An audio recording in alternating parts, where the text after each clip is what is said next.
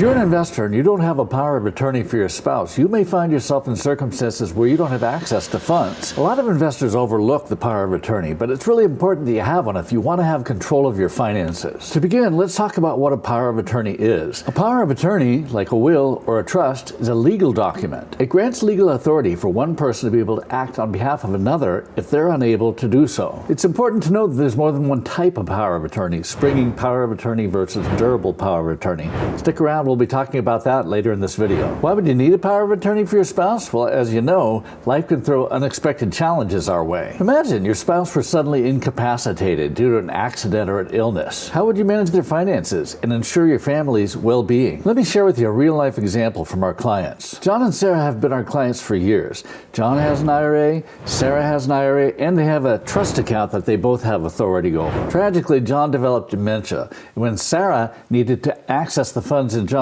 IRA, if she had not had a power of attorney, she would not have been able to do so without going through the courts. Luckily, they had previously created a power of attorney, allowing Sarah to be able to act on behalf of John. So after he developed dementia, she was still able to control the funds in his IRA account, not only accessing funds, but being able to attend to things like required minimum distributions. So how do you set up a power of attorney for your spouse? It's a relatively straightforward process involving legal documentation. Let me make it clear that we at Atterbury Investment Management are not attorneys. We can't offer you legal advice. We manage investments for our clients, and we see how important this is, which is why I wanted to bring this to your attention. You'll want to consult with an attorney who specializes in estate planning to make sure that it's done correctly. I mentioned a moment ago that there were different types of power of attorney. A durable power of attorney is effective immediately, and it remains in effect even if the grantor becomes incapacitated. If your spouse has granted you durable power of attorney, you can manage their affairs effective immediately without the need for court intervention. A springing power of attorney, on the other hand, only springs into effect upon incapacity